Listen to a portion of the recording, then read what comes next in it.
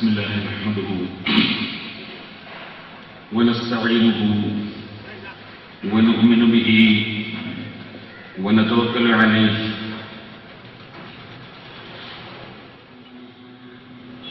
من يهده الله فلا مضل له ومن يضلل فلا هادي له نشهد أن لا إله إلا الله وحده لا شريك له ونشهد أن محمدا عبده ورسوله اللهم صل وسلم وبارك على رسولك وحبيبك سيدنا محمد وعلى آل وأصحاب سيدنا ومولانا محمد وعلى جميع الأنبياء والمرسلين والآل والصحابة أجمعين أما بعد أعوذ بالله من الشيطان الرجيم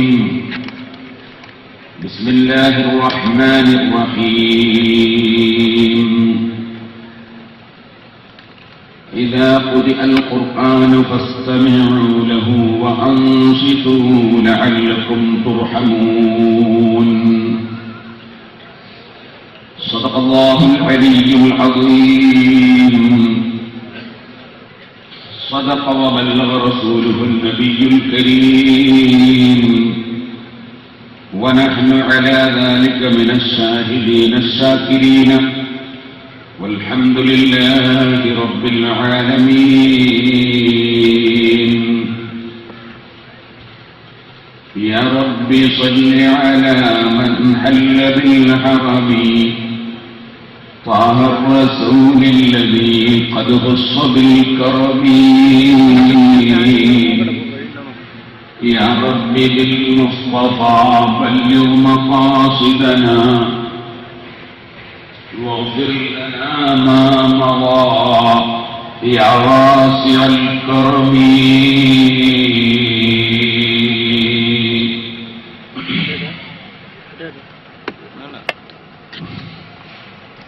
ബഹുമാനികളെ, അല്ലാഹുവിന്റെ മഹത്തായ അനുഗ്രഹം കൊണ്ട് ഇവിടെ നിർമ്മാണം പൂർത്തിയാകാറായ സിറാജുൽ ഹുദ മസ്ജിദിന്റെ ഉദ്ഘാടനം വരുന്ന വെള്ളിയാഴ്ച ജുമുഅ നിസ്കാരത്തോട് കൂടി ഇന്ത്യയിൽ എന്നല്ല ലോകാടിസ്ഥാനത്തിൽ തന്നെ ഇന്ന് ഏറ്റവും ആദരിക്കപ്പെടുന്ന വിനീതനായ ഞാനൊക്കെ ജനിക്കുന്നതിന് മുമ്പ് തന്നെ നമ്മുടെ കേരളത്തിൽ, കർണാടകയിലും മറ്റ് സ്റ്റേറ്റുകളിലും മുസ്ലിം പണ്ഡിതന്മാരുടെ തലപ്പത്ത് ഇരിക്കുകയും എല്ലാവരും ഒരുപോലെ ആദരിക്കപ്പെടുകയും ചെയ്യുന്ന താജുൽ ഉലമ സയ്യിദ് അബ്ദുറഹ്മാൻ അൽ ബുഖാരി ത്വവലല്ലാഹു അൻഹു അസ്ഹദു വൽ ആഫിയ ഉള്ളാളം തങ്ങൾ എന്ന പേരിൽ അറിയപ്പെടുന്ന ബഹുമാനപ്പെട്ട അബ്ദുറഹ്മാൻ അൽ ബുഖാരി തങ്ങൾ വെള്ളിയാഴ്ച ജുമുഅ നിസ്കാരത്തോടുകൂടി ഈ പള്ളി ഉദ്ഘാടനം ചെയ്യും. ആ ഉദ്ഘാടന സദസ്സിൽ ബഹുമാനപ്പെട്ട ശൈഖുന ഉസ്താദ് അവർക്ക് വിദേശ രാജ്യങ്ങളിലായി പോകുന്നത് കൊണ്ട് പങ്കെടുക്കാൻ സാധിക്കുകയില്ല എന്നതിനാൽ നമുക്ക് ഒരു ബറക്കത്തിന് ഈ പള്ളി ഒന്ന് വന്ന് കണ്ട് ഇവിടെ ദുആ ചെയ്തു തരണം എന്നാവശ്യപ്പെട്ടതനുസരിച്ചാണ് ഒരു മിനിറ്റും വരാൻ സാധ്യതയില്ലാത്ത ഈ സമയത്ത് ഉസ്താദ് ഇവിടെ വന്നു പോയത്. അല്ലാഹു അവർക്ക് ദീർഘായുസ്സും ആഫിയത്തും നൽകുമാറാകട്ടെ. നമ്മുടെ പള്ളി ഉദ്ഘാടനം അല്ലാഹു പൊരുത്തപ്പെട്ട നിലക്ക് തങ്ങളവരുടെ നേതൃത്വത്തിൽ നിർവഹിച്ച് ഖിയാമത്ത് നാൾ വരെ അല്ലാഹുവിനെ ഇബാദത്ത് ചെയ്യുന്ന ഒരു കേന്ദ്രമായി പള്ളി അല്ലാഹു നിലനിർത്തുകയും ചെയ്യുമാറാണ്. വെള്ളിയാഴ്ച ദിവസമാകുമ്പോൾ സ്വാഭാവികമായും പല മഹല്ലത്തുകളിലും ഉത്തരവാദിത്വമുള്ള ആളുകൾക്ക് വെള്ളിയാഴ്ച കൃത്യമായി എത്തിച്ചേരാൻ കഴിയില്ല. ഞാൻ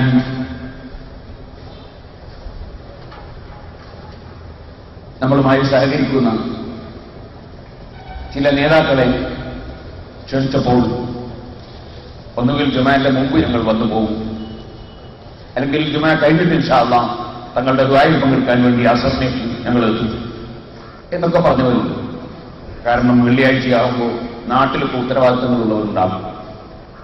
അപ്പോൾ ഈ പള്ളി ഇവിടെ നിർമ്മിച്ച് ജുമാ നിർവഹിക്കുമ്പോൾ അതിനെ സംബന്ധിച്ച് പൊതുജനങ്ങൾക്ക് അറിവ് നൽകാനുള്ള ഒരു വേദി വെള്ളിയാഴ്ച ഇൻഷാ അല്ലാഹ് ജുമാക്ക് ശേഷം അസർ വരെ ഏകദേശം അസറിന്റെ അടുത്തോളം വയറു പറയും, തങ്ങളവരുടെ നേതൃത്വത്തിൽ ദിക്ർ ചൊല്ലും, ദുആ നടക്കും.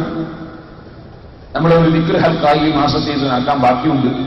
തങ്ങളെ കൊണ്ട് ദുആ ചെയ്യിപ്പിച്ചിട്ട് ദിക്റും സ്വലാത്തും ഒക്കെ ഉണ്ടാകും. പരിശുദ്ധ റമദാനിലെ ഒരു വെള്ളിയാഴ്ച ഉള്ളാള തങ്ങളുടെ ഒരു ദുആ നമ്മുടെ നാട്ടിലും നമ്മുടെ പള്ളിയിലും നമുക്ക് ലഭിക്കുക എന്നത് ഒരു വലിയ ബർക്കത്താണ്. അതിനുള്ള അവസരങ്ങളുണ്ടാകും.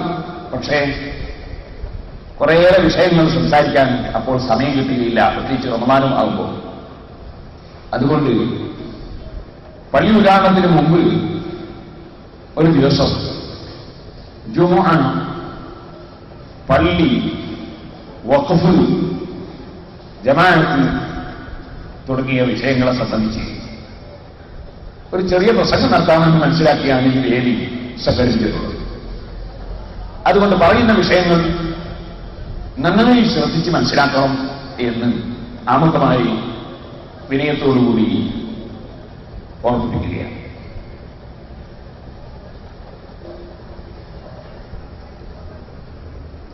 അഷ്റഫുൽ ഖൽഖ് സല്ലല്ലാഹു അലൈഹി വസല്ലം ഒരു ഹദീസിൽ പഠിപ്പിച്ചു,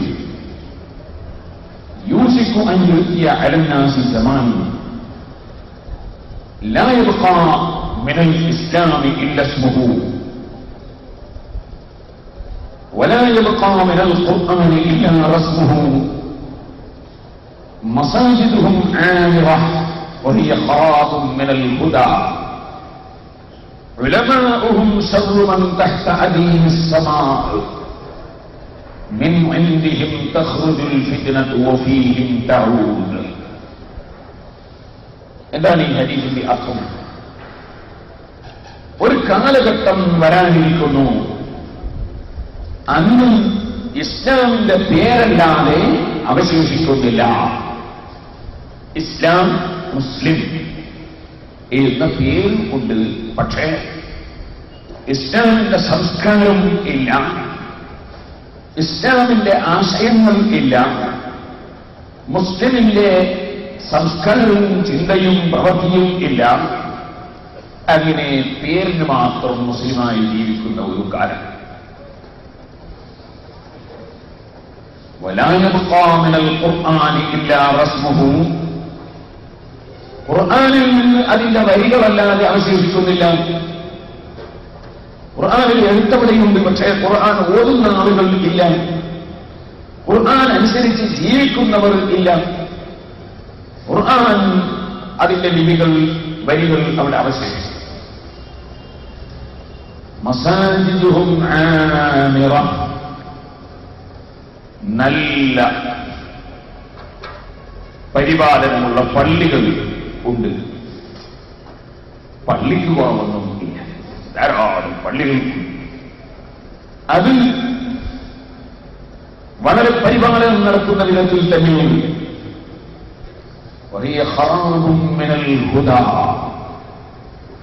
ആ പള്ളികളിൽ ജനങ്ങളെ സന്മാർഗത്തിലേക്ക് നയിക്കുകയും ജനങ്ങൾക്ക് തഖ്വ ഉണ്ടാക്കുകയും ചെയ്യുന്ന ആളുകളുടെ ക്ലാസുകളും പ്രവർത്തനങ്ങളും വഅദുകളും നിർദ്ദേശങ്ങളും ഉപദേശങ്ങളും ഇല്ല.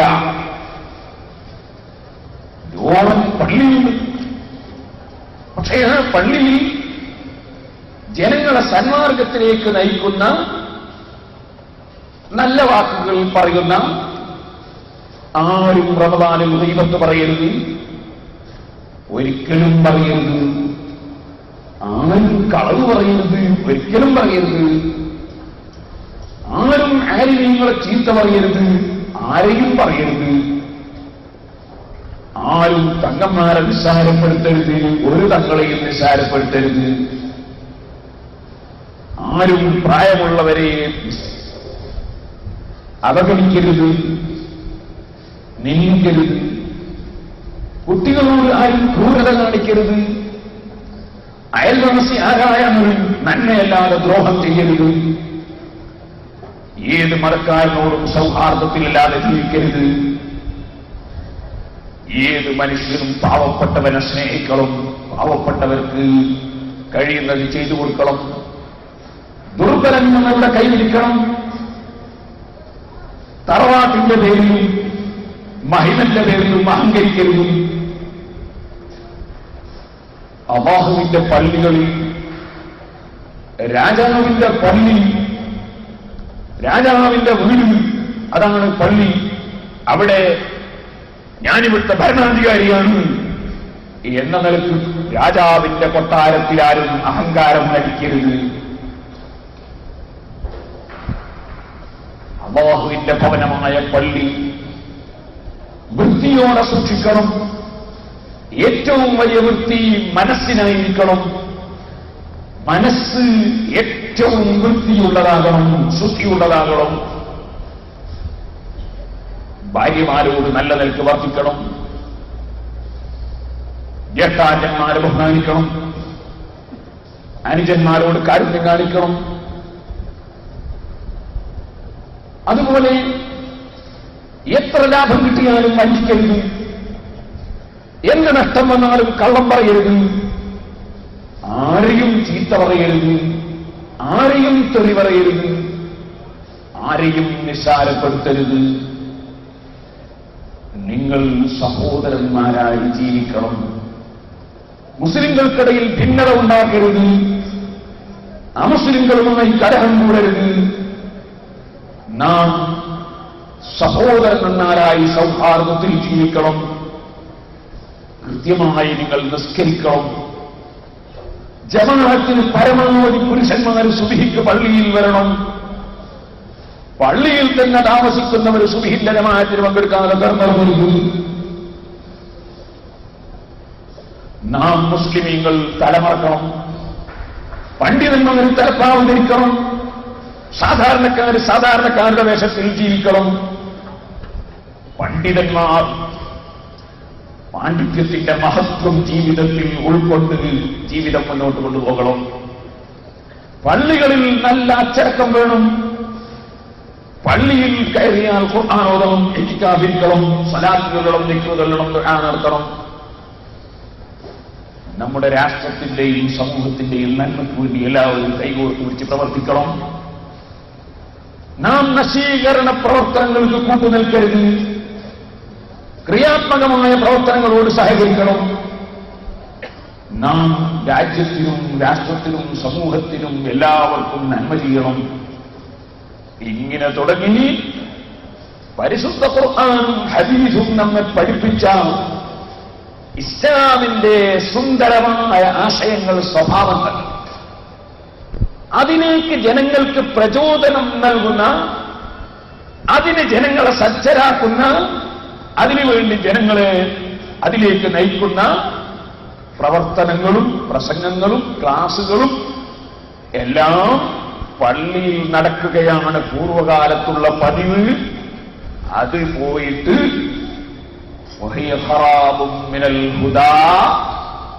സന്മാർഗത്തിലേക്ക് നയിക്കുന്ന പണ്ഡിതന്മാരുടെ പ്രസംഗങ്ങളും സന്മാർഗത്തിലേക്ക് നയിക്കുന്ന ദിക്റുകളും സലാത്തുകളും ഹൽഖകളും അൽക്കൽ ബോധനം ഖുർആനോദലും ഇത്തികാഫിരിക്കലും ഒന്നും ഇല്ലാതെ പള്ളികളിൽ പേരെടുത്തു പറഞ്ഞും പറയാതെയും ഗീബത്തും നമീമത്തും ഫിത്നയും ഫസാദുമായി തീരുന്ന ഒരു കാലഘട്ടം വരുമെന്ന് മുഹമ്മദ് റസൂലുള്ളാഹി വഹിയ ഖറാബും മിനൽ ഹുദാ. ഈ കാലഘട്ടത്തിൽ ഇതിനൊക്കെ കാരണക്കാരാവുന്നത് ആരാണ്? സാധാരണക്കാരാണോ? അല്ല. ആരാണ് ഇതിനൊക്കെ കാരണക്കാരാകുന്നത്? അല്ലാഹുവിന്റെ റസൂൽ പറയുന്നു, ഉലമാഉഹും ശർറു മൻ തഹ്ത അദീമിസ് സമാഅ്. ആ കാലഘട്ടത്തിൽ ജീവിക്കുന്ന നന്മക്ക് പകരം തിന്മകൾ ചെയ്തികളായി വർത്തിക്കുന്ന ജനങ്ങളുടെ പണ്ഡിതന്മാർ അവരാകാശത്തിന്റെ ചുവടെയുള്ളവരിൽ നാശം വിതക്കുന്നവരായിപ്പോയി, ഷർറിന്റെ വക്താക്കളായിപ്പോയി. ഉലമാഉഹും ശർറു മൻ തഹ്ത അദീമിസ് സമാഇ മിൻ ഇൻദിഹിം തഖ്റുജുൽ ഫിത്നതു വഫീഹിം തഊദ്. ഫിത്നയുടെ തുടക്കം ആ പണ്ഡിതന്മാരിൽ നിന്ന് തന്നെ. വഫീഹിം തഊദ്. ആ ഫിത്നയുടെ ദോഷം മടങ്ങുന്നതും അവരിലേക്ക് തന്നെ. ഫിത്ന തുടങ്ങുന്നതും അത്തരം പണ്ഡിതന്മാരിൽ നിന്ന് തന്നെ. ഫിത്നയുടെ ദോഷം മടങ്ങുന്നതും അത്തരം പണ്ഡിതന്മാരിലേക്ക് തന്നെ. അതിന്റെ ദോഷം അനുഭവിക്കുന്നവരും അവരിൽ തന്നെ. അശ്റഫുൽ ഖൽഖ് മുഹമ്മദുർ റസൂലുള്ളാഹി ഖിയാമത്ത് നാളിനോട് അനുബന്ധിച്ച് ലോകത്തുണ്ടാകുന്ന അവസ്ഥാവിശേഷങ്ങൾ വിവരിക്കുന്ന കൂട്ടത്തിൽ പറഞ്ഞ ഒരു ഹദീസാണ്. അതുകൊണ്ട് തന്നെ നമ്മൾ നിർമ്മിക്കുന്ന പള്ളി, നമ്മൾ പങ്കെടുക്കുന്ന പള്ളി, നമ്മൾ സേവനം ചെയ്യുന്ന പള്ളി അത്തരത്തിലൊന്നും ആയിക്കൂടാ എന്നത് ജനങ്ങളെ ബോധവൽക്കരിക്കേണ്ടതുണ്ട്, ജനങ്ങൾക്ക് മനസ്സിലാക്കി കൊടുക്കേണ്ടതുണ്ട്. ഒന്നുകൂടി ഞാൻ പറയട്ടെ, ഇപ്പോൾ ചാലപ്പുറം വെള്ളൂരിൽ ഒരു പള്ളി ഉദ്ഘാടനം ചെയ്തിട്ടാണ് ഞങ്ങൾ വരുന്നത്. അവിടുത്തെ നാട്ടുകാർ വന്ന് എന്നോട് പറഞ്ഞു, ഒരു ചെറിയ പള്ളി വേണം. അൽഹംദുലില്ലാഹ് അതിനുവേണ്ടി ശ്രമിച്ചു, അല്ലാഹു തന്നു. അവർക്ക് പള്ളി ഉണ്ടാക്കി കൊടുത്തു. അവരുടെ നാട്ടുകാരുടെ കമ്മിറ്റി ഉണ്ടാക്കി, ഭരണഘടന എഴുതി, രജിസ്റ്റർ ചെയ്തു, അവരെ തന്നെ പള്ളി ഏൽപ്പിച്ചു, വഖഫ് ചെയ്തു കൊടുത്തു. ഞങ്ങളിങ്ങ് പോയി. കല്ലാച്ചി ടൗണിൽ നിസ്കരിക്കാൻ സൗകര്യമുള്ള ഒരു പള്ളി മാർക്കറ്റ് റോഡിൽ ഇല്ല. കൊല്ലങ്ങളായി കല്ലാച്ചിയിൽ വരുന്ന ആളുകളും കല്ലാച്ചിയിലുള്ളവരും ആവശ്യപ്പെട്ടു. എല്ലാ രംഗത്തും വികസനത്തിന് വേണ്ടി ഓടി നടക്കുന്ന ഒരാളാണ് നമ്മൾ അമ്മദാജി, തൈച്ചെമ്പത്ത് അമ്മദാജി. അദ്ദേഹത്തെ സംബന്ധിച്ച് അടുത്ത് ടെലിവിഷനിൽ തന്നെ ഉണ്ടായി ഒരു മണിക്കൂർ മൂപ്പരെ ഓട്ടവും പോക്കും വരവൊക്കെ ഈ എത്രയോ പ്രാവശ്യം പറഞ്ഞു. അവിടെ സ്ഥലം എടുത്ത് പള്ളി ഉണ്ടാക്കി, അവിടുത്തെ നാട്ടുകാരെ വിളിച്ച് കമ്മിറ്റി ഉണ്ടാക്കി, അവരെ ഏൽപ്പിച്ചു കൊടുത്തു. അവർ നടത്തുന്നുണ്ട്. നമുക്ക് ഒരു ഭരണവും വേണ്ട. ഇവിടെയും ഞാൻ ആമുഖമായി പറയുന്നു, ഈ പള്ളി നിർമ്മിക്കുന്നതിന്റെയും ഈ ബിൽഡിങ്ങിന് തറക്കല്ലിടുന്നതിന്റെയും മുമ്പ് ഞാൻ ഈ നാട്ടുകാരെയൊക്കെ വിളിച്ചു ചേർന്നു. ഈ തൊട്ടടുത്ത ബഷീർ ഹാജിയുടെ വീട്ടിൽ വിളിച്ചു ചേർന്നു. ഇവിടെ അന്ന് പള്ളി ഉണ്ടാക്കാൻ തീരുമാനം ഇല്ല, ഈ ബിൽഡിംഗ് ഉണ്ടാക്കാൻ തീരുമാനം കൊണ്ടു. അങ്ങനെ വിളിച്ചു ചേർത്ത് എല്ലാവരെയും കൂട്ടി ഒരു കമ്മിറ്റി ഉണ്ടായി. തറക്കല്ലിടൽ കർമ്മത്തിന് താജുൽ ഉലമ തങ്ങളും ഉസ്താദും വന്നു തറക്കല്ലിടൽ. പിന്നെയും ഇവിടെ പല പ്രവർത്തനങ്ങളും 7 ദിവസത്തെ വയറ്, ഒരു കൊല്ലം, പിറ്റേ ദിവസം പിന്നെ 7 കൊല്ലത്തെ വയറൊക്കെ നടത്തി. എല്ലാവർക്കും അറിയുന്നതാണ്. ആ വകയിലൊന്നും ഒരു 5 പൈസയും ഞാൻ ആഗ്രഹിച്ചിട്ടില്ല, ആരോട്ട് തന്നിട്ടില്ല, തരേണ്ടതുമില്ല. ഞാൻ പറഞ്ഞു വരുന്നത് ഇത് അതിനുവേണ്ടിയൊന്നുള്ള പൈസ. അങ്ങനെ ഇവിടെയുള്ള പരിസരവാസികളായ 10-40ഓളം വീട്ടുകാരിൽ ഒപ്പിട്ട് ഒരു നിവേദനം തന്നു. ഇവിടെ ഞങ്ങൾക്കൊരു പള്ളി ഉണ്ടാക്കി തരണം. നിങ്ങളിവിടെ സ്ഥലം എടുത്തപ്പോൾ ഞങ്ങൾക്ക് ബാങ്ക് കേൾക്കാം, ഞങ്ങൾക്ക് പള്ളി കാണാം, നിസ്കരിക്കാനൊക്കെ മനസ്സിലാക്കിയിട്ട് നിങ്ങളിപ്പം ബിസിനസ്സിന് വേണ്ടി ബിൽഡിംഗ് ഉണ്ടാക്കുകയാണ്. അത് പറ്റില്ല, ഞങ്ങൾക്ക് ഒരു പള്ളി വേണം എന്ന് ഈ പ്രദേശത്തുകാരായ ആളുകൾ പറഞ്ഞപ്പോ ഞാൻ പറഞ്ഞാ പോരാ, എഴുതിത്തരണോ. അങ്ങനെ അവർ എഴുതി ഒപ്പിട്ട് കൊണ്ടുതന്നു. ഈ തൊട്ട വീട്ടിൽ ഈ വീട്ടിൽ താമസിക്കുന്ന ഒരു ഉമ്മ ഉണ്ട്. ഞാൻ ഈ ഉമ്മാനെ ഇതുവരെ കണ്ടില്ല, ഞാൻ കേട്ടത് ഇവരാണ്. ആ ഈ ഉമ്മ പലപ്പോഴും പറയും, നിങ്ങൾ ഇവിടെ ഒരു പള്ളി ഉണ്ടാക്കുന്ന വെച്ചാൽ ഞങ്ങൾക്ക് ബാങ്ക് വെക്കാൻ വിചാരിച്ചല്ലോ. അങ്ങനെ ഇവിടെയുള്ള മുസ്ലിങ്ങളും അമുസ്ലിങ്ങളും ഒക്കെ ഇവിടെ ഒരു പള്ളി വേണം എന്ന് ആഗ്രഹിക്കുകയും കുറെ ആളുകൾ എഴുതി ഒപ്പിട്ട് ആവശ്യപ്പെടുകയും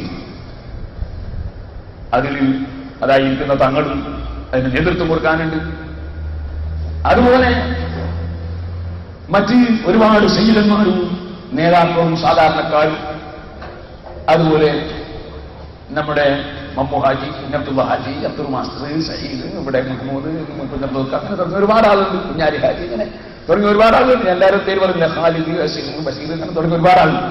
ഞാൻ ഒന്ന് രണ്ടാളെ പേര് പറഞ്ഞു. അങ്ങനെ ആവശ്യപ്പെട്ടപ്പോൾ ഇവിടെ ഒരു പള്ളി നിർമ്മിക്കാൻ കാരണമായി. അല്ലാഹുവിന്റെ തൗഫീഖ് കൊണ്ട് സിറാജുൽ ഹുദയുടെ കീഴിൽ ഏകദേശം 70ഓളം പള്ളികൾ നിർമ്മിച്ചിട്ടുണ്ട്. അതിൽ ഒന്ന് മാത്രമാണ് ഇവിടെ നിർമ്മിച്ചത്. കൊയിലാണ്ടി ടൗണിൽ ബസ് സ്റ്റാൻഡിന് നേരെ ബാക്കിൽ ഇതിനേക്കാളും വലിയ പള്ളി ഉണ്ടാക്കിയിട്ടുണ്ട്. അവിടെ 3 നിലയിലും പിന്നെ മേലെ ടെറസിലും മുറ്റത്തൊക്കെ ആള് നിന്ന് നിസ്കരിക്കുകയാണ്.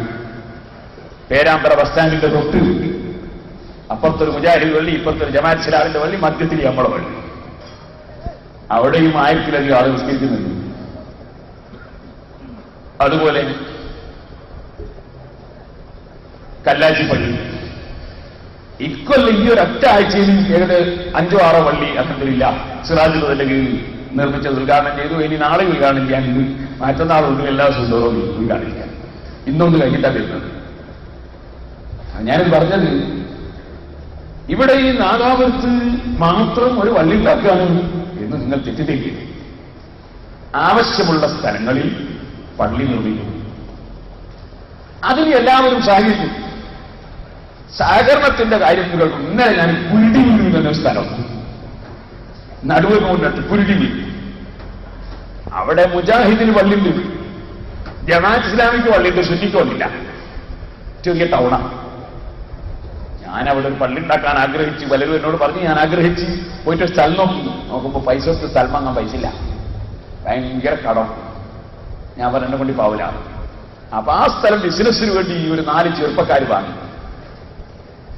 അവർ വാങ്ങിയതിന് ശേഷം എന്റെ മനസ്സിൽ വലിയ ആഗ്രഹമുണ്ട് അതിനോട് ഒരു പള്ളി ഉണ്ടാക്കണം. വാങ്ങിയതിന് ശേഷം അവർ തന്നെ ആളെ പറഞ്ഞേക്കുന്നത് എന്റെ അടുക്കൽ പള്ളിക്ക് സ്ഥലം ഞങ്ങൾ ഫ്രീ ആയിട്ട് ഞങ്ങൾ പള്ളി ഉണ്ടാക്കി കൊടുത്തു. വാങ്ങിയ കുട്ടികൾ ഞാൻ പറഞ്ഞു ഇൻഷാ അല്ലാഹ് നോക്കാം. അങ്ങനെ പള്ളി കമ്മിറ്റി ഉണ്ടാക്കി രജിസ്റ്റർ ചെയ്ത് ഞാൻ കുറ്റിയടിക്കലിന് ഞാനും തങ്ങളൊക്കെ ചെന്ന് നോക്കുമ്പോൾ ഞങ്ങളെ സ്വീകരിക്കാനുള്ളത് മുസ്ലിങ്ങളെ പോലെ തന്നെ അമുസ്ലിങ്ങളും ഇവിടെ സുന്നികളെ പള്ളി വരണമുള്ളത്. മുജാഹിദിന്റെ ജമാഅത്തിന്റെ മാത്രമേ ഉള്ളൂ. പള്ളി ഉണ്ടാക്കി. ഇന്നലെ ഉദ്ഘാടനത്തിൽ ചെന്നപ്പോ ഞാൻ മഗ്‌രിബ് നിസ്കാരം കൊണ്ടാ ഉദ്ഘാടനം. മഗ്‌രിബാവുമ്പോൾ പിന്നെ വീട്ടിലേക്കാനൊന്നും പറ്റൂലല്ലോ, വേഗം നിസ്കരിക്കണ്ടേ. ചെന്ന് നോക്കുമ്പോൾ കുറെ ആളുകൾ ബാറ്റ് മുത്തിച്ച് മുറ്റത്ത് ഇങ്ങനെ നിൽക്കുന്നു പള്ളി കയറാൻ. ഞാൻ വിചാരിച്ചു ബാറ്റ് മുത്തിയിട്ട് ഇങ്ങനെ പള്ളി കയറാൻ നിൽക്കുന്നത്. പള്ളി നിറയെ ആളുണ്ട്. ഞാൻ പറ്റുന്ന പള്ളിയിൽ ആള് നിറഞ്ഞു പോയത് കൊണ്ട് കയറാൻ പറ്റാത്തതുകൊണ്ടായിരിക്കും മനസ്സിലാക്കി. ഞാനൊന്നും പറഞ്ഞില്ല. കയറി ഇറങ്ങും എന്നോട് ഞാൻ ബാറ്റ് കുത്തിക്കുന്ന മനോജിന് സന്തോഷിച്ചു. ഇങ്ങനെ ഹിന്ദുക്കളാണ് ആ വേർഡ് കുത്തിക്കുന്ന വണ്ടിയർമാരുന്നത്. അപ്പൊ കുറെ ഹിന്ദുക്കള് വേർഡ് കുത്തിയിട്ട് പള്ളി ഉദ്ഘാടനത്തിന് വണ്ടിയർമാരായി. ഞാൻ സ്റ്റേജിൽ മരിക്കുമ്പോൾ ഞങ്ങൾക്കെല്ലാം പലഹാരം കൊണ്ടുതരുന്നു. അവർ തന്നെ സ്റ്റേജിൽ കയറിയിട്ട് വീഡിയോയിലും പിടിച്ച് ഫോട്ടത്തിലും കുത്തി. ഞാൻ വെറുതെ പറയല്ല, ആർക്കും പോകണമെന്ന് വീഡിയോയിൽ തുറന്നു കാണിച്ചു. ആ രൂപത്തിലാണ് സൗഹാർദ്ദപരമായി നാം ഏത് പ്രദേശത്തും പള്ളിയും മറ്റ് സ്ഥാപനങ്ങളും ഒക്കെ ഉണ്ടാക്കി പ്രവർത്തിക്കുന്നത്. നാദാപുരത്ത് ഞാനൊരു സംഭവം പറയട്ടെ. നാദാപുരത്തിനെ കുറിച്ച് ഒരു മോശമായ ധാരണ പുറം നാടുകളിൽ പത്രങ്ങളിലൂടെയും മറ്റും ഉണ്ടായത് തിരുത്തൽ നമുക്ക് അനിവാര്യമാണ്. അത് ഇൻഷാ അല്ലാഹ് തിരുത്തുകയും ചെയ്യും. നാദാപുരം ഒരു നല്ല നാടാണ്, ഒരു മോശമായ പ്രദേശമല്ല. അത് നമ്മുടെ രാജ്യമാണ്. നാദാപുരത്ത് ദാറുൽ ഹുദയിൽ ഇപ്പൊ നിങ്ങൾക്ക് നോക്കൂ, ദാറുൽ ഹുദന്റെ പള്ളിന്റെ അപ്പുറത്ത് ഒരു ബിൽഡിംഗ് ഉണ്ട്. അതിന്റെ ബേക്കിൽ ചെന്ന് നോക്കിയാൽ കുട്ടികൾ ഹരിയാനയിൽ നിന്നും ഡൽഹിയിൽ നിന്നും ഒക്കെ വന്ന കുട്ടികളും നമ്മുടെ നാട്ടുകാരായ കുട്ടികളും അഗതികളും അനാഥകളും ബോർഡിംഗ് സ്കൂൾ പഠിക്കുന്ന കുട്ടികളും ഒക്കെ അലക്കുന്ന സ്ഥലവും ദേശീയ കുട്ടികളൊക്കെ അലക്കുന്ന സ്ഥലം ആരതാ? അത് കുഞ്ഞിരാമൻ മാസ്റ്ററാണ്. സ്ഥലം കുഞ്ഞിരാമൻ മാസ്റ്റർക്ക് നമ്മൾ വില കൊടുത്ത് വാങ്ങിയില്ല. ഞാൻ ചോദിച്ചു നിങ്ങൾക്ക് വിൽക്കുവോ?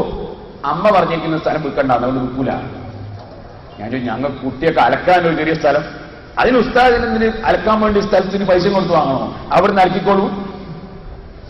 ഞങ്ങൾക്കൊരു ടാങ്കി എല്ലാം കെട്ടണം, ടാങ്കി കെട്ടിയിട്ട് വെള്ളമൊക്കെ സ്റ്റോർ ചെയ്യണം. ടാങ്കി നിങ്ങൾ വാർത്തോളൂ, എന്റെ സ്ഥലത്ത് കല്ലും വെച്ച് അലക്കിക്കോളൂ. സോപ്പിന്റെ വെള്ളം എല്ലാവൂലേ മാഷെ? അതൊന്നും ഒരു പ്രശ്നമല്ല. ഞാൻ ബ്ലാങ്ക് പേപ്പറിൽ വിട്ടു തന്നിരിക്കുന്നു, നിങ്ങളൊരു പെണ്ടവർ ചെയ്തോളൂ.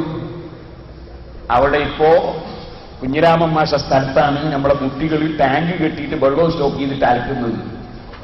ഈ ഒരു സൗഹാർദ്ദം ഉള്ള രാജ്യമാണ്, നാടാണ് നമ്മുടെ നാദാപുരം. പുറം ലോകം അറിയുന്നത് പോലെയല്ല, വളരെ നല്ല സൗഹാർദ്ദമുള്ള ഒരു നാടാണ് നാദാപുരം.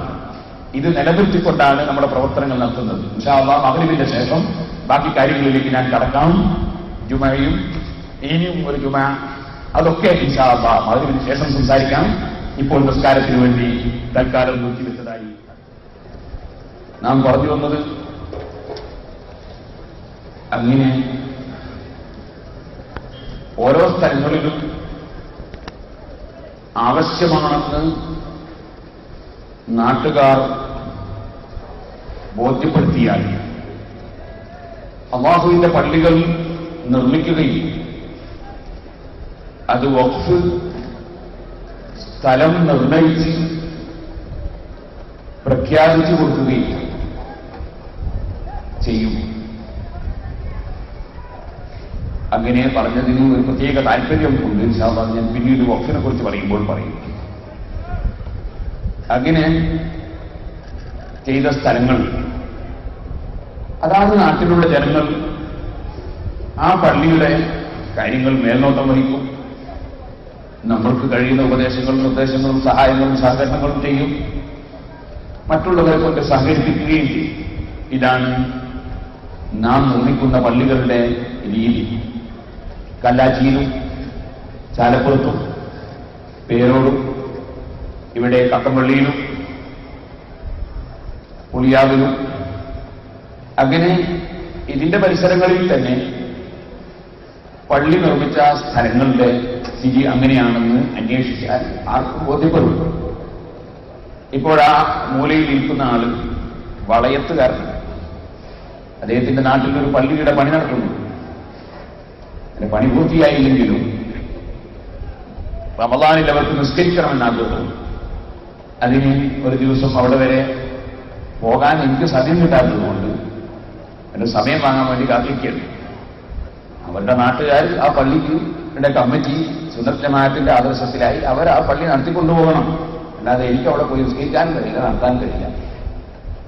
അങ്ങനെയാണ് സിറാജുൽ ഹുദയുടെ കീഴിൽ ഞങ്ങൾ നിർമ്മിച്ച പള്ളികളൊക്കെ. ഇവിടെയും ഈ പള്ളി ഇവിടെ നിർമ്മിച്ച് എനിക്കിവിടെ നിസ്കരിക്കാൻ വരാൻ സാധാരണ നിലക്ക് സാധിക്കില്ല. തെലങ്കാന പോകുമ്പോൾ ചിലപ്പോൾ കയറിക്കൂടാന്നില്ല. ഈ പള്ളി ഇത് ഈ നാട്ടുകാർക്ക് വേണ്ടി, മറ്റു നാട്ടുകാർക്ക് വേണ്ടി ഇബാദത്ത് ചെയ്യാൻ നിർമ്മിക്കപ്പെട്ടതാണ്. ഇൻഷാ അല്ലാഹ് ഈ പള്ളിയുടെ നിർമ്മാണ പ്രവർത്തനം പൂർത്തിയായി. വരുന്ന വെള്ളിയാഴ്ച ജുമാ ഉദ്ഘാടനം കഴിഞ്ഞ്, നിസ്കാരം ഉദ്ഘാടനം കഴിഞ്ഞ്, ഇനി എന്തെങ്കിലും പണി അല്പം ബാക്കിയുണ്ടെങ്കിൽ അതും കൂടി റമദാനിൽ തീർത്ത് എല്ലാം കഴിഞ്ഞ് ഇവിടെ വാഹനവുമായി എത്തുന്ന ആളുകൾക്ക് വാഹനം നിർത്താനുള്ള പാർക്കിംഗ് സൗകര്യമൊക്കെ ഉണ്ടാക്കി റമദാൻ കഴിഞ്ഞതിന് ശേഷം ഈ പ്രദേശങ്ങളിലും ചുറ്റുഭാഗത്തുമായി ഉള്ള നാട്ടുകാരുടെ വീടുകളിലൊക്കെ കത്തുകൊടുത്ത് നാദാപുരം മഹല്ലിലെ വീടുകളിലൊക്കെ അച്ചടിച്ചു കൊടുത്ത് എല്ലാവരെയും കൂട്ടി യോഗം വിളിച്ച് അവിടെ വെച്ച് ഇത് നോക്കി നടക്കാനുള്ള ഇപ്പോൾ ഒരു കമ്മിറ്റി ഉണ്ടാക്കിയത് ഉണ്ട്. അതൊന്നുകൂടി വിപുലീകരിച്ച് അവർക്ക് വേണ്ട നിർദ്ദേശങ്ങളൊക്കെ നൽകി ഈ നാട്ടുകാരെ തന്നെ ഇത് നടത്താൻ വേണ്ടി ഏൽപ്പിക്കും. ആ ഉദ്ദേശത്തോടു കൂടിയാണ് ഇപ്പോൾ നടക്കുന്നത്. ഇപ്പോൾ ഇത് നടത്താൻ ഇതിന്റെ തൊട്ടടുത്ത വീടുകളിലുള്ള ആളുകളൊക്കെ ഉൾക്കൊള്ളിച്ച് ഒരു യോഗം ചേർന്ന് ഒരു കമ്മിറ്റി ഉണ്ടാക്കിയിട്ടുണ്ട്. അതിന്റെ പ്രസിഡന്റായി അഹ്ലുബൈത്തിൽപ്പെട്ട ഈ പ്രദേശത്തുകാരനായ ഒരു തങ്ങളെയാണ് ആളുകൾ തെരഞ്ഞെടുത്തത്. വൈസ് പ്രസിഡന്റായി ഇതിന്റെ തൊട്ടടുത്തുള്ള പ്രായം ചെന്ന ഹാജിമാരിൽ ആണ് തെരഞ്ഞെടുത്തത്. അതിന്റെ സെക്രട്ടറിമാരായി ജനറൽ സെക്രട്ടറിയായി അബ്ദുൽ മാസ്റ്ററയും മറ്റു സെക്രട്ടറിമാരായി തൊട്ടടുത്തുള്ള അബ്ദുൽ റസാഖ്, സഹീദ് തുടങ്ങിയ ചെറുപ്പക്കാരെ, ബഷീർ, ഹജി തുടങ്ങിയ ചെറുപ്പക്കാരെയാണ് തെരഞ്ഞെടുത്തത്. അത് ഞങ്ങൾ ഇപ്പോൾ ഈ തിരക്കിനിടയിൽ ഒരുമിച്ച് കൂടി ഉണ്ടാക്കിയ കമ്മിറ്റിയാണ്. ഇനി ഇൻഷാ അല്ലാഹ് വിപുലമായി എല്ലാം ഈ നാദാപുരം മഹല്ലിലുള്ള മുഴുവൻ വീടുകളിലും കത്ത് കൊടുത്ത് ആളുകളെ ക്ഷണിച്ച് ഒരു കമ്മിറ്റി ഉണ്ടാക്കി അവരെ ഏൽപ്പിക്കും. ഈ നാട്ടുകാർക്കാണ് ഈ പള്ളി നാട്ടുകാരുടേതാണ് പള്ളി. വഖഫ് ചെയ്യുന്നതോടുകൂടി അധികാരം അഥവാ പള്ളിയുടെ എല്ലാ സ്ഥലവും പള്ളിയായിട്ട് വഖഫ് ചെയ്യാൻ കഴിയില്ല, മൂത്രപ്പുര പള്ളിയായിട്ട് വഖഫ് ചെയ്യാൻ കഴിയില്ല. അപ്പൊ എവിടെയാണ് പള്ളിയായി നിർണയിച്ചത് എന്ന് ജനങ്ങൾക്ക് ബോധ്യപ്പെടുത്തണം. അതിനാണ് നമ്മൾ ഈ പള്ളി വഖഫ് ചെയ്യാന്ന് പറയുന്നത്. അല്ലാതെ പള്ളിക്ക് വേണ്ടി തീരുമാനിച്ചിട്ട് പള്ളി ഉണ്ടാക്കിയാൽ അത് പള്ളിയാവുകയില്ല, അത് പിന്നെ വേണമെങ്കിൽ വിൽക്കുകയും ചെയ്യാം എന്ന അഭിപ്രായം കൊണ്ടല്ല. ഇരിക്കട്ടെ, അങ്ങനെ സ്ഥലം നിർണയിച്ച് കൊടുത്താൽ പിന്നെ വാസ്തവത്തിൽ ഈ പള്ളിക്ക് സഹായിച്ചവർക്കോ പ്രവർത്തിച്ചാൽ ഈ പാവപ്പെട്ട എനിക്കോ അല്ലെങ്കിൽ പാദങ്ങൾക്കോ അല്ലെങ്കിൽ ഞങ്ങൾക്ക് ആർക്കെങ്കിലുമോ ഇതിന് ഒരു ഉടമസ്ഥാവകാശവും ഇല്ല. വാസ്തവത്തിൽ ഇതിന് ഒരധികാരവും ഇല്ല. ഞാനിപ്പോ ചാലപ്പുറത്ത് പ്രസംഗിക്കുമ്പോഴും പറഞ്ഞു, ഇന്നലെയും പ്രസംഗിക്കുമ്പോൾ പറഞ്ഞു, പള്ളി അള്ളാഹുവിന്റെ വീടാണ്. അള്ളാഹുവിന്റെ വീട് എന്ന് പറയുമ്പോ അത് അള്ളാഹുവിന് താമസിക്കാനുള്ള സ്ഥലം ആണ് നിങ്ങൾ ആരും കരുതുകയില്ലല്ലോ. അള്ളാഹു സ്ഥലകാലീതൻ. في بيوت أذن الله أن ترفع ويذكر فيها اسمه يسبح له فيها بالغدو والآصال رجال لا تلهيهم تجارة ولا بيع عن ذكر الله وإقام الصلاة وإيتاء الزكاة يخافون يوما تتقلب فيه القلوب والأبصار. അള്ളാഹുവിന്റെ വീടുകൾ, പള്ളികളെ സംബന്ധിച്ച് ഖുർആൻ പറയുന്നത് ചില വീടുകൾ അതിനല്ലാഹു അൻ തുർഫ, അത് ഉയർത്താൻ അല്ലാഹു അനുമതി കൊടുത്തിരിക്കുന്നു. പടച്ചവന്റെ വീടുണ്ടാക്കാൻ പടച്ചവൻ അനുമതി കൊടുത്തിരിക്കുന്നു. ഇനി ആരാണ് അനുമതി നൽകേണ്ടത്? അല്ലാഹു അനുമതി കൊടുത്തിരിക്കുന്നു. അതിനല്ലാഹു അൻ തുർഫ വയുദ്കറ ഫീഹ ഇസ്മുഹു, പള്ളിയിൽ അല്ലാഹുവിന്റെ പേര് ഉച്ചരിക്കപ്പെടാൻ അല്ലാഹു അനുമതി കൊടുത്തിരിക്കുന്നു. ബാങ്ക് വിളിക്കാൻ, നിസ്കരിക്കാൻ, ദിക്ർ ചൊല്ലാൻ ഒക്കെ അല്ലാഹു അനുമതി കൊടുത്തിരിക്കുന്നു. നമ്മുടെ പള്ളികളിൽ പഴയ കാലത്ത് യാ ഹന്നാനു യാ മന്നാനു യാ ദയ്യാനു യാ സുബ്ഹാൻ യാ റബ്ബു യാ നൂർ യാ ഹഖ് യാ മുബീൻ യാ ദായിമു യാ ദായിമു യാ ഹൂ യാ ദായിം, ഇങ്ങനെ അല്ലാഹുവിന്റെ പേരുകൾ ധാരാളം വിളിക്കൽ കൊണ്ട് ഇപ്പോൾ അങ്ങനെ വിളിക്കുന്നുണ്ടോ? നമ്മുടെ പ്രദേശത്തുള്ള പള്ളികളിൽ ദിക്ർ ചൊല്ലുന്നുണ്ടോ നമ്മുടെ പ്രദേശങ്ങളിലുള്ള പള്ളികളിൽ എന്ന് നാം ചിന്തിക്കണം. ഒരു പക്ഷേ ആ ദിക്ർ ചൊല്ലുന്നില്ലെങ്കിൽ ഒരു ലാ ഇലാഹ ഇല്ലല്ലാഹ് എന്ന ദിക്ർ 1000 പ്രാവശ്യം ചൊല്ലണം എന്ന് ഞങ്ങൾ ആഗ്രഹിക്കുന്നു. ഞങ്ങളുടെ നാട്ടിലെ പള്ളി ഒന്ന് അനുവദിച്ചു തരുമോ? വേറെ ഒന്നും ചെയ്യില്ല, ഒരു ലാ ഇലാഹ ഇല്ലല്ലാഹ് ഒരു പ്രാർത്ഥന നടത്തും, അതിനൊന്ന് പള്ളി അനുവദിച്ചു തരുമോ എന്ന് ചോദിച്ചാൽ പള്ളിയിൽ അതൊന്നും പറ്റില്ല, നിങ്ങൾ ഇങ്ങോട്ട് കയറാൻ പാടില്ല എന്ന് പറയുന്നവർ ഇല്ലേ? അല്ലാഹുവിന്റെ വീട്ടിൽ ദിക്ർ ചൊല്ലാൻ അല്ലാഹു സമ്മതം കൊടുത്തു എന്ന് ഖുർആൻ പറയുന്നു. അത് സമ്മതിക്കില്ല ഒരു കൂട്ടർ വാദിക്കുന്നു. നിങ്ങൾ നോക്കൂ മുസ്ലിങ്ങളുടെ അവസ്ഥ.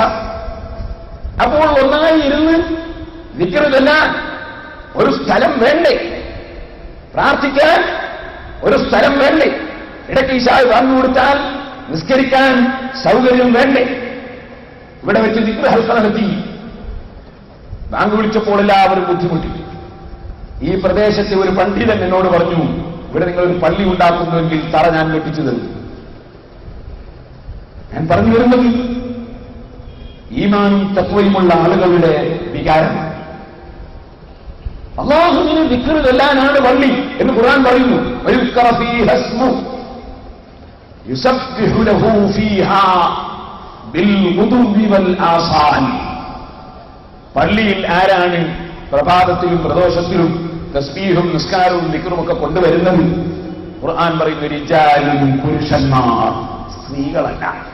അത് പിന്നെ വേറൊരു കൂട്ടരാ. എല്ലാ സ്ഥലത്തും പെണ്ണ് വേണം, എന്തിനും മണ്ണ് വേണം, അതൊരു കൂട്ടര ചിന്തയാണ്. ഖുർആൻ പറയുന്നു പുരുഷന്മാർ പള്ളിയിൽ അത് നിർവഹിക്കുന്നു. ലാ തുൽഹീഹിം തിജാറത്തുൻ വലാ ബൈഉൻ അൻ ദിക്രില്ലാഹി വഇഖാമിസ് സ്വലാത്തി വഈതാഇസ് സകാത്ത്. നിസ്കാരം മുറക്ക് നിർവഹിക്കുന്നതിൽ നിന്നും സകാത്ത് കൊടുത്തു വിട്ടുന്നതിൽ നിന്നും ഒരു ബിസിനസ്സും അവരെ തടയുന്നില്ല, ഒരു കച്ചവടവും അവർക്ക് തടസ്സമല്ല. അവർ കൃത്യമായി മുറക്ക് നിസ്കാരം നിർവഹിക്കുന്നു, സകാത്ത് കൊടുക്കുന്നു. സകാത്ത് കൊടുക്കണ്ട എന്ന് പറയുന്ന ഒരു പള്ളിയിൽ പ്രസംഗിക്കുന്നില്ല. മറിച്ച് സകാത്ത് കൊടുക്കണം എന്ന് പറയുന്നവർ പള്ളിയിൽ പ്രസംഗിക്കുന്നു. വഈതാഇസ് സകാത്ത് യഖാഫൂന യൗമൻ തതഖല്ലബു ഫീഹിൽ ഖുലൂബു വൽ അബ്സാർ. അവർ ഭയപ്പെടുന്നത് ഹൃദയങ്ങളും മനസ്സുകളും കണ്ണുകളും ചിന്തയുമൊക്കെ പടച്ച് വേദാറായി പോകുന്ന ഒരു ദിവസം കൊണ്ട് അത് ലോകത്തിന്റെ സൃഷ്ടാവിന്റെ അടുക്കൽ ഹാജരാക്കപ്പെടുന്ന ദിവസമാണ്. അവിടെ എന്റെ അവസ്ഥ എന്താണ്? അവിടെ എന്റെ നടപടിക്ക് ഉണ്ടാകുന്ന നടപടികൾ എന്താണ്? എന്റെ അടക്കവും ചലനവും ചോദ്യം ചെയ്യപ്പെടുമ്പോൾ എന്റെ മറുപടി എന്താണ്? പടച്ചവന്റെ മുമ്പിൽ എനിക്ക് ബോധിപ്പിക്കാനുള്ളത് എന്താണ്? എന്റെ രഹസ്യം പടച്ച റബ്ബിനറിയാമല്ലോ, എന്റെ പരസ്യം എന്റെ റബ്ബിനറിയാമല്ലോ. ആ റബ്ബിന്റെ മുമ്പിൽ ഞാൻ എന്ത് പറയും? ഒരിക്കലും ഒരു രാജാവിന്റെ കൊട്ടാരം ഭരിക്കാൻ അടിമക്ക് അധികാരമില്ല. ഏതെങ്കിലും ഒരു രാജാവിന്റെ കൊട്ടാരം അടിമക്ക് ഭരിക്കാൻ നിവൃത്തിയുണ്ടോ? ഞാനും ചില പള്ളിക്കമ്മിറ്റിയുടെ പ്രസിഡന്റും സെക്രട്ടറിയും ഖജാൻജിയും മെമ്പറൊക്കെ തന്നെയാണ്. പക്ഷേ പാവപ്പെട്ട ഞാൻ ഒരിക്കലും ധരിക്കുന്നില്ല, നിങ്ങൾക്കും ധരിക്കാൻ അവകാശമില്ല. ഞാൻ പള്ളിയുടെ ഭരണാധികാരിയാണെന്ന് ധരിക്കാൻ അവകാശമില്ല. കാരണം രാജാവിന്റെ വീട് ഭരിക്കാൻ അടിമക്ക് എന്താണ് അധികാരം? റബ്ബേ, ഒരൊറ്റ പള്ളിയുടെയും ഭരണാധികാരികളല്ല ഞങ്ങൾ. നിന്റെ പള്ളിക്ക് സേവനം ചെയ്യണമെന്ന് ആഗ്രഹിക്കുന്ന അടിമകളാണ്, ഉടമസ്ഥൻ നീയാണ്. ഞങ്ങളെ ഇത് പഠിപ്പിച്ചത് ഞങ്ങളെ നേതാവായ റഹ്മത്തുൽ ലിൽ ആലമീൻ മുഹമ്മദുർ റസൂലുള്ളാഹി. അവിടുന്ന് മദീന രാജ്യത്തിന്റെ ഭരണാധികാരിയാണ്. അവിടുത്തെ തീരുമാനം ചോദ്യം ചെയ്യപ്പെടാത്ത തീരുമാനമാണ്. അനുയായികൾ അവിടുത്തെ വായിൽ നിന്ന് തുപ്പുമ്പോൾ പുറത്തേക്ക് വരുന്ന ഉമിനീര് അത് നമ്മുടെ ഉമിനീര് പോലെയല്ല. അതിൽ കസ്തൂരിയേക്കാൾ നല്ല സുഗന്ധമാണ്, പരിമളമാണ്. അത് തൊട്ട് പുരട്ടിയാൽ ചെങ്കണ്ട് രോഗം മാറുകയാണ്. അത് വയറ്റിലായാൽ വയറ്റിലെ അസുഖം മാറുകയാണ്. ഔഷധ വീര്യമുള്ളതും അതേസമയം തന്നെ കസ്തൂരിയുടെ സുഖേക്കാൾ സുഗന്ധമുള്ളതുമായ ഉമിനീര്. ആ ഉമിനീര് നബി സല്ലല്ലാഹു അലൈഹി വസല്ലം തങ്ങളുടെ ഉമിനീര് തുപ്പുമ്പോൾ അനുയായികൾ വന്ന് കൈ കാണിച്ചു കൊടുത്ത് കൈയിലേക്ക് ഏറ്റുവാങ്ങി ശരീരത്തിൽ പുരട്ടുന്നു എന്ന് ഇമാം ബുഖാരി സഹീഹുൽ ബുഖാരിയിൽ റിപ്പോർട്ട് ചെയ്യുന്നു. അത്രയും ആദരിക്കുന്ന അനുയായികളുള്ള നേതാവ്, ഭരണാധികാരി. ആ ഭരണാധികാരി അല്ലാഹുവിന്റെ വീട്ടിലെത്തിയപ്പോൾ, ഓ സത്യവിശ്വാസികളെ, ഞാൻ കഴിഞ്ഞ തിരഞ്ഞെടുപ്പിന്റെ ദിവസം നാദാപുരത്ത് ഇതിന്റെ തൊട്ടടുത്തുള്ള റോഡിൽ ഇങ്ങനെ നിൽക്കുമ്പോ എന്റെ ഒരു സുഹൃത്ത് വന്ന് കൈപിടിച്ച് സംസാരിക്കുന്നതിനിടയിൽ അദ്ദേഹം പറഞ്ഞു, ഞങ്ങൾക്കൊരു പഴയ പള്ളിയുണ്ട്, അതിന് നിങ്ങൾ അഡ്വൈസ് തരണം. ഉണ്ടാക്കാൻ ഞങ്ങളുടെ ആ പ്രദേശത്തും കുടുംബത്തിലുമുള്ളവർ തന്നെ ഉണ്ട്. നിങ്ങൾ 1000 ഉറുപ്പിക എടുത്താൽ തന്നെ ഞങ്ങൾ ഉണ്ടാക്കാൻ കഴിയും. നിങ്ങൾ ഉണ്ടാക്കാൻ സഹായിക്കണ്ട, അതേസമയം നിങ്ങൾ അഡ്വൈസ് ചെയ്യണം. ഞാൻ ചോദിച്ചു, ആദ്യത്തെ അങ്ങനെ പറയാം? അദ്ദേഹം പറഞ്ഞു, നിങ്ങൾ ഉണ്ടാക്കിയ പള്ളിയിലൊക്കെ നല്ല അച്ചടക്കം കാണുന്നു. ഞങ്ങൾ വേറെ ഏറെ പള്ളിയിൽ കയറി നോക്കുമ്പോ ഒട്ടാകെ ബഹളം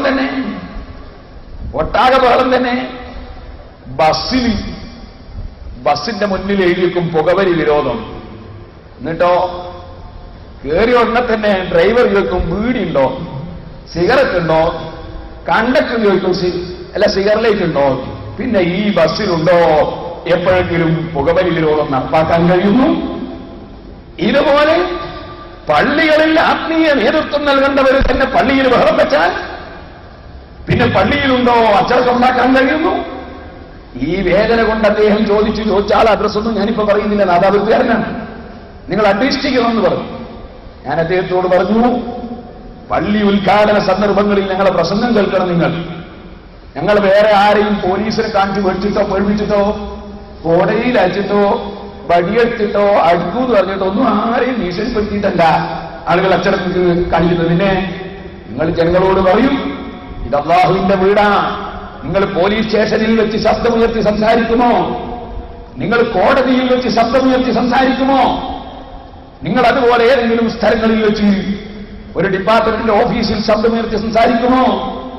എന്നാൽ അതിനേക്കാളെല്ലാം എത്രയോ ബഹുമാനിക്കേണ്ട സ്ഥലം, വെള്ളവും ഭക്ഷണവും വായുവും ആരോഗ്യവും എല്ലാം തന്ന് പോറ്റി വളർത്തുന്ന രാജാവിന്റെ വീടല്ലയോ?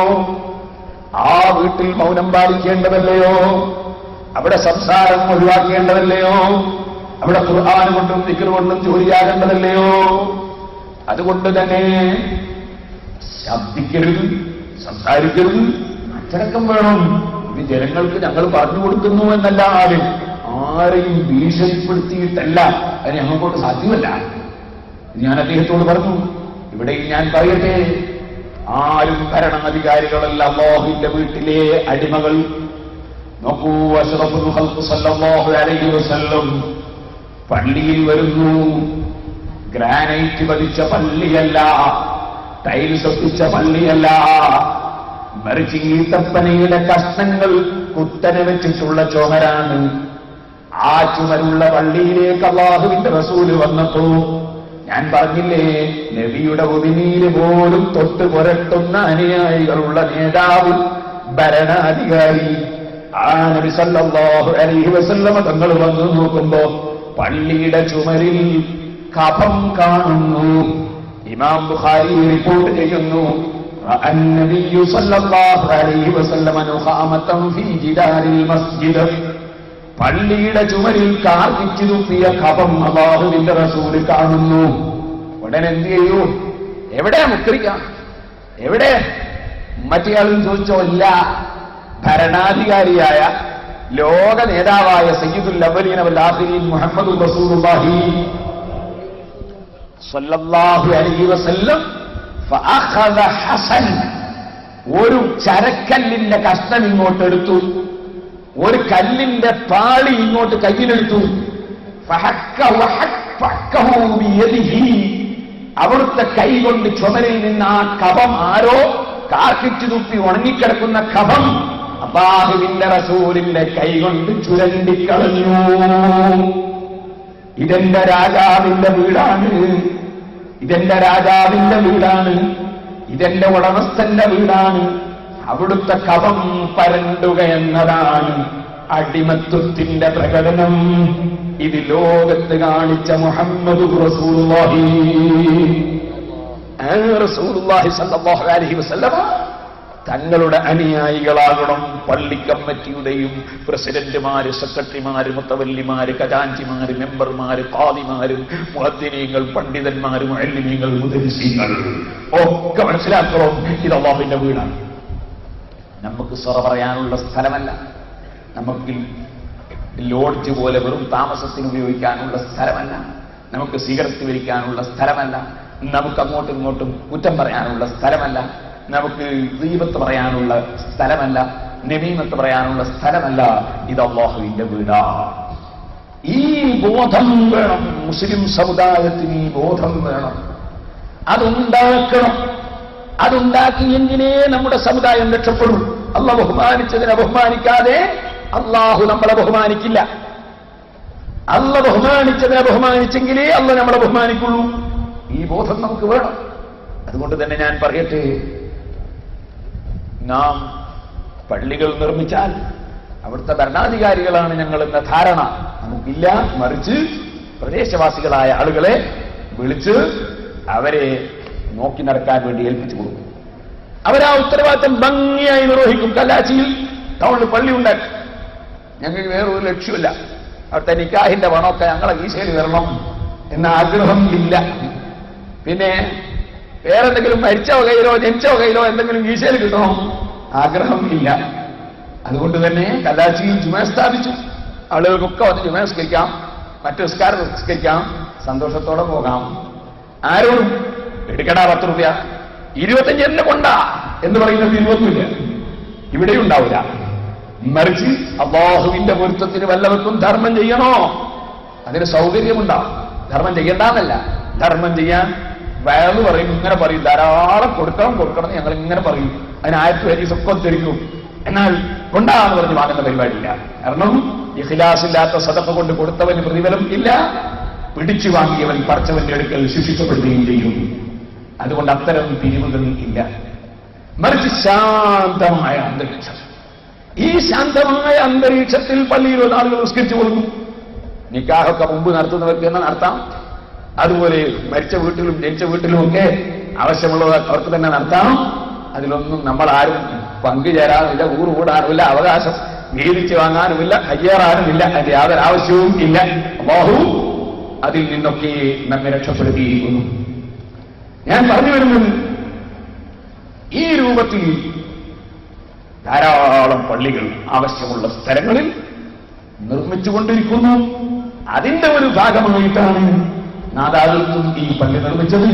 ഇത് നാദാപുരത്ത് മാത്രം ചെയ്ത ഒരു വിഷയം എന്ന് ആരും തെറ്റിദ്ധരിക്കരുത്.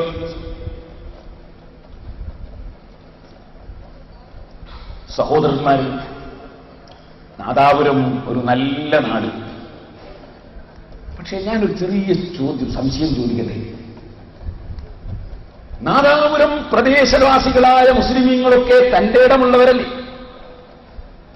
എന്നാൽ ഇവിടെ നാദാപുരം ജുമുഅത്ത് പള്ളി, പുത്തമ്പള്ളി തുടങ്ങിയ പള്ളികൾ ഉണ്ടല്ലോ. എല്ലാ പ്രദേശത്തുള്ള പള്ളികൾക്ക് ആ നാട്ടിലുള്ള മുഴുവൻ ജനങ്ങളെയും ഒരുമിച്ച് കൂട്ടിയിട്ടുള്ള ഒരു ജനറൽ ബോഡിയും, ആ ജനറൽ ബോഡിയിൽ നിന്ന് നാട്ടുകാരെ തെരഞ്ഞെടുക്കുന്ന ഒരു കമ്മിറ്റിയും എല്ലാ നാടുകളിലും ഇല്ലേ? നാദാപുരത്ത് എന്ത് അങ്ങനെ ഒരു കമ്മിറ്റി കാണാത്തത്? ഞാൻ ചോദിക്കുന്നു. പള്ളി അല്ലാഹുവിന്റെ വീടല്ലേ? അത് വഖഫ് ചെയ്ത അല്ലാഹുവിന്റെ വീടല്ലേ? അധികാരം ആർക്കും ഇല്ലല്ലോ. അപ്പൊ പിന്നെ നാട്ടുകാർക്ക് എല്ലാവർക്കും ഒരുപോലെ തുല്യതയല്ലേ പള്ളിയിൽ വേണ്ടത്? ഒന്നാമത്തെ സഫിൽ പൊന്ന് കച്ചവടക്കാരൻ, അവസാനത്തെ സഫിൽ ഉണക്കുമീൻ കച്ചവടക്കാരൻ, അങ്ങനെ പള്ളിയിലുണ്ടോ? അല്ലെങ്കിൽ ഒന്നാമത്തെ സഫിൽ ഇന്ന പാർട്ടിക്കാരൻ, അവസാനത്തെ സഫിൽ ഇന്ന പാർട്ടിക്കാരൻ, അങ്ങനെ പള്ളിയിലുണ്ടോ? അതുപോലെ അല്ലാഹുവിന്റെ വീട്ടിൽ അങ്ങനെ ഒരു വിവേചനം ഉണ്ടോ? ഇതുപോലെ ഞാൻ ചോദിക്കട്ടെ, ഒരു ഉന്നത തറവാട്ടുകാരൻ എന്ന് പറയുന്ന ഒരാൾ, ഏറ്റവും വലിയ തറവാട്ടുകാരൻ ആരാ? തങ്ങന്മാരാ. അല്ലാഹുവിന്റെ റസൂലിന്റെ കുടുംബം, അതിനെ കാണാൻ വലിയ ഒരു തറവാടുമില്ല. ഏറ്റവും വലിയ തറവാട് അഹ്ലു ബൈത്ത്, നബി കുടുംബം. പിന്നെ അതിന്റെ ചോടയാ ബാക്കിയുള്ള എല്ലാ തറവാടും. തറവാടില്ലാന്നൊന്നും ഞാൻ പറയുന്നില്ല. തറവാടുണ്ട്, തറവാട്ടിന് ചില മഹത്വങ്ങളൊക്കെ അതുണ്ട്, അതില്ലാന്നൊന്നും ഞാൻ പറയുന്നു. ഖൈറുക്കും ഫിൽ ജാഹിലിയ്യത്തി ഖൈറുക്കും ഫിൽ ഇസ്ലാം ഇദാ ഫഖഹു എന്ന് നബി സല്ലല്ലാഹു അലൈഹി വസല്ലം പറഞ്ഞു. നല്ലവരായി ജീവിച്ച തറവാട്ടിനൊക്കെ ബഹുമാനമാണ്. ഞാൻ പറഞ്ഞു വരുന്നത്, നാദാപുരം ഏരിയയിൽ പറയപ്പെടുന്ന വലിയ തറവാടായി പറയപ്പെടുന്ന ഒരു തറവാട്ടുകാരൻ തന്നെയാണ്. എന്നാൽ ഞാൻ നിങ്ങളോട് പറയട്ടെ, വലിയ തറവാട്ടുകാരനായിട്ട് ഞാനൊരു കള്ളുകുടിയനായാൽ എനിക്ക് വല്ല ബഹുമാനമുണ്ടോ? നേരെ മറിച്ച് ഒരു തറവാടുമില്ലാന്ന് ആളുകൾ പറയുന്ന ആള്, അയാൾ നല്ല മുത്തത്തിയായ സുബഹിക്ക് ജമാഅത്തിൽ ഇരുന്ന ആളാ, തഹജ്ജുദ്, അയാൾ ഞാനുമായിട്ട് ആരാ ബഹുമാനമുള്ള ആള്? എന്റെ അഭിപ്രായത്തിൽ ഞാൻ വലിയ തറവാട്ടുകാരനാണ് ഒരു കാര്യമില്ല. മറിച്ച് ആ മുത്തഖിയായ മനുഷ്യനാണ് ബഹുമാനം. ഞാൻ പറഞ്ഞു വരുന്ന വിഷയം, എന്താണെന്നറിയോ? ഇക്കാരണം കൊണ്ട് തന്നെ ഏത് പ്രദേശങ്ങളിൽ നമ്മൾ ചെന്നാലും ആ നാട്ടിലെ മുസ്ലിം ബഹുജനങ്ങൾ ഉൾക്കൊള്ളുന്ന ഒരു ജനറൽ ബോഡി, ആ ജനറൽ ബോഡിയിൽ നിന്ന് ജനങ്ങളാൽ തെരഞ്ഞെടുക്കപ്പെടുന്ന ഒരു കമ്മിറ്റി, ആ കമ്മിറ്റിയാണ് പള്ളികളിലും മഹല്ലുകളിലുമൊക്കെ നേതൃത്വം കൊടുക്കുന്നത്. എല്ലാ നാട്ടിലും നമ്മൾ കണ്ടുവരുന്നത്. ഞാൻ നാദാപുരത്തെ കുറിച്ച് അന്വേഷിച്ചപ്പോൾ നാദാപുരത്ത് അങ്ങനെ നാദാപുരം പ്രദേശങ്ങളിലെ ജനങ്ങളെ ഉൾക്കൊള്ളിച്ചുകൊണ്ട്, നാദാപുരം മഹല്ലിലെ ജനങ്ങളെ ഉൾക്കൊള്ളിച്ചുകൊണ്ട് ഒരു വിവേചനമില്ലാതെ തൊഴിലാളിയും മുതലാളിയും ഏത് പാർട്ടിക്കാരനും പാർട്ടി ഇല്ലാത്തവനും ഉള്ളവനും എല്ലാവരും കൂടിയിട്ടുള്ള ഒരു ജനറൽ ബോഡിയും എന്നിട്ട് അതിൽ നിന്ന് തിരഞ്ഞെടുക്കുന്ന ഒരു കമ്മിറ്റിയും അങ്ങനെ മറ്റുള്ള പ്രദേശത്തുള്ളതുപോലെ ഇവിടെ കാണുന്നില്ല. അങ്ങനെ ഒന്നും ഉണ്ടാക്കണമെന്ന് ഞാനൊട്ട് പറയുന്നില്ല. ഇപ്പൊ ഞാൻ അത് പറയാൻ വന്നതാണ് ആരും വിചാരിക്കണ്ട. ഞാനൊട്ട് അങ്ങനെ പറയുന്നില്ല അങ്ങനെ ഒന്നും ഉണ്ടാക്കണം. കാരണം നമുക്ക് വേറെ ഒരു പള്ളിന്റെ കാര്യവും പറയേണ്ട ആവശ്യമില്ല. ഈ പള്ളി, ഇതിന്റെ കാര്യം എനിക്ക് പറയേണ്ടതുള്ളൂ. ഈ പള്ളിയുടെ കാര്യം നോക്കി നടക്കാൻ നാദാപുരം പ്രദേശത്തുള്ള നാദാപുരം മഹല്ലിലുള്ള മുഴുവൻ വീടുകളിലും കത്ത് കൊടുത്ത് ആളുകളെ ഇൻഷാ അല്ലാഹ് റമദാനിന് ശേഷം ക്ഷണിക്കും. അങ്ങനെ ക്ഷണിച്ച് വരുന്നവരൊക്കെ ഒരുമിച്ച് കൂട്ടി അവർക്ക് ആവശ്യമായ ഉപദേശവും നിർദ്ദേശവും ഒക്കെ കൊടുക്കും. എന്നിട്ട് അവരെ ഒക്കെ ഉൾക്കൊള്ളിച്ച് സുന്നത്ത് ജമാഅത്തിന്റെ കൈവശത്ത് നിന്ന് ഖിയാമത്ത് നാൾ വരെ നഷ്ടപ്പെട്ടു പോകാത്ത വിധത്തിലുള്ള ഭരണഘടന എഴുതി ഭദ്രമാക്കി ഒരു കമ്മിറ്റി ഉണ്ടാക്കി ഈ പള്ളിയുടെ കാര്യങ്ങൾ നടത്താൻ നാട്ടുകാരെ ഒന്നായിട്ട് ഏൽപ്പിക്കും. ഇപ്പോഴും ഏൽപ്പിച്ച നാട്ടുകാർ തന്നെ അതൊന്ന് വിപുലീകരിക്കുമെന്നാണ് ഞാൻ പറഞ്ഞത്. സഹോദരന്മാരെ, അതൊരാവശ്യം അല്ലേ? അതൊരു നല്ല ചിന്തയല്ലേ? നിങ്ങൾ സ്വയം തീരുമാനിക്കുക. രണ്ടാമതായി ഞാൻ പറയട്ടെ, നാദാപുരം വലിയ ജുമാഅത്ത് പള്ളി, അത് വലിയ മഹത്വമുള്ളൊരു പള്ളിയാണ്. ധാരാളം ഔലിയാക്കൾ അതിന്റെ ചുറ്റുഭാഗത്ത് കിടക്കുന്നു. അല്ലാഹു അവരുടെ ബർക്കത്ത് കൊണ്ട് നമുക്ക് ഈമാനും തഖ്വക്കും വർധനവ് നൽകുമാറാണ്. വലിയ മഹാന്മാര് കിടക്കുന്നുണ്ട് വലിയ ജുമാഅത്ത് പള്ളിയുടെ പരിസരങ്ങളിൽ. ഒരുപാട് ഔലിയാക്കളും സാലിഹീങ്ങളും ആലിമീങ്ങളും നിസ്കരിച്ച പള്ളിയാണ് നാദാപുരം വലിയ ജുമാഅത്ത് പള്ളി. നിഷേധിക്കാൻ കഴിയില്ല. ഈ അടുത്ത് തന്നെ വിട്ടുപിരിഞ്ഞു പോയ ശൈഖ് മശായിഖിന ഉസ്താദ്, അല്ലാഹു അവിടുത്തെ ദർജ വർദ്ധിപ്പിച്ചു കൊടുക്കുമാറാണ്. അവിടുത്തെ ഖബറിനെ അല്ലാഹു വിശാലമാക്കുമാറാണ്. അവിടുത്തെ കൊണ്ട് നമുക്ക് ദുനിയാവിലും ആഖിറത്തിലും അല്ലാഹു ഉപകാരം നൽകുമാറാണ്. ആ ബഹുമാനപ്പെട്ട മഹാൻ അടക്കം ആ പള്ളിയിൽ ദർസ് നടത്തി എത്ര വലിയ ആരിഫ്യങ്ങൾ, ഔലിയാക്കൾ, എത്ര മഹാന്മാർ. ബഹുമാനപ്പെട്ട ശംസുൽ ഉലമാ ഖുത്ബി മുഹമ്മദ് മുസ്ലിയാർ നവറല്ലാഹു മഖാന മഹാനവർകൾ നാദാപുരം ജുമാഅത്ത് പള്ളിയിൽ ദർസ് നടത്തി. അതുപോലെ തറക്കണ്ടി അബ്ദുറഹ്മാൻ മുസ്ലിയാർ നവറല്ലാഹു മഖാന ദർസ് നടത്തിയിട്ടുണ്ട്. മർഹൂം കണ്യത്ത് ഉസ്താദ്, ഇ കെ ഉസ്താദ്, യുഎൻ ഉസ്താദിനെ പോലത്തെ വലിയ വലിയ മഹാന്മാര് നാദാപുരത്ത് ഓതിപ്പടിച്ചിട്ടുണ്ട്. അപ്പൊ നാദാപുരം ഒരു ചെറിയ പ്രദേശമല്ല, നമുക്കൊരു അവഗണിക്കാൻ പറ്റുന്ന ഒരു പ്രദേശമല്ല നമ്മുടെ നാട്. അത് പരിഗണിക്കപ്പെടേണ്ട നാടാണ്. ഈ മഹാന്മാര് മുഴുവനും ദർസ് നടത്തുകയും ഇൽമ പ്രചരിപ്പിക്കുകയും ആലിമീങ്ങളെ വാർത്തെടുക്കുകയും ചെയ്ത ഒരു വലിയ സ്ഥലമാണ് നാദാപുരം ജുമാഅത്ത് പള്ളി. അതാരെന്ത് പറഞ്ഞാലും അതിന്റെ മഹത്വം കുറഞ്ഞു പോവുകയില്ല. ആ വലിയ ജുമാഅത്ത് പള്ളി നിങ്ങൾ ശരിക്കും നിഷ്പക്ഷമായി ചിന്തിക്കണം. അവിടെ എത്രയോ കാലമായി വലിയ മഹാന്മാർ സ്ഥാപിച്ച ജുമാ നിസ്കാരം ഉണ്ട്. ആ ജുമാ നിസ്കാരം അവഗണിക്കുകയോ തള്ളിപ്പറയുകയോ അവിടുത്തെ ജുമാ സ്ഥാപിച്ചത് ശരിയായില്ല എന്ന് പറയുകയോ ചെയ്യാൻ ആർക്കും അവകാശം ഇല്ല. നാദാപുരം ജുമാഅത്ത് പള്ളി ഇതിലെ ജുമാ മഹാന്മാര് സ്ഥാപിച്ചതാണ്. ആ സ്ഥാപിച്ചത് ശരിയും ആണ്.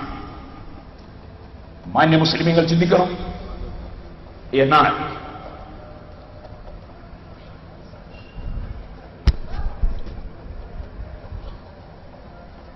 സഹോദരന്മാര്, അവിടെ ജുമാ നടന്നുകൊണ്ടിരിക്കുമ്പോൾ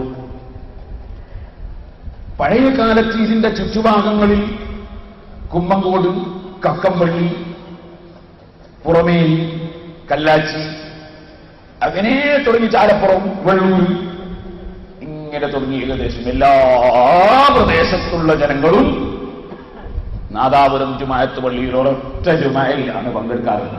വേസന്മാരോട് ചോദിച്ചു അല്ലേ അബ്ദുല്ലാജ്? അങ്ങനല്ലേ? അങ്ങനെയാണ്. എല്ലാവരും നാദാപുരത്ത്, ഈയങ്കോട്, ഹെമദാക്കര, എങ്ങനെ തുടങ്ങി എത്രയോ. ആ നാദാപുരം ജുമാഅത്ത് പള്ളിയിൽ എല്ലാവരും പങ്കെടുത്തിരുന്ന ഒരു കാലം. പിന്നെ എന്തുണ്ടായി? പിന്നെ ആളുകൾ പഴയ കാലം പോലെ ആരോഗ്യവും സൗകര്യവും ഒക്കെ കുറഞ്ഞു. പണ്ടും ഇന്നുമായിട്ട് വ്യത്യാസമുണ്ട്. എന്റെ വാപ്പ പറഞ്ഞ എനിക്ക് ഓർമ്മയുടെ എല്ലാ ദിവസവും വടകരയ്ക്ക് നടന്നിട്ട് പോകും, വൈകുന്നേരം തിരിച്ചു. എനിക്കത് മനസ്സിലാക്കില്ല. എല്ലാ ദിവസവും വടകരയ്ക്ക് നടന്നു പോകും, വൈകുന്നേരം തിരിച്ചു. ഞാൻ എന്റെ ജീവിതത്തിൽ 46 കൊല്ലമായിട്ട് ഇതുവരെ എനിക്ക് സാധിച്ചില്ല ഒരു ദിവസം പോയാൽ. അപ്പൊ പഴയ ആളുകളെ പോലെ നമ്മൾ കൊണ്ടാവില്ല.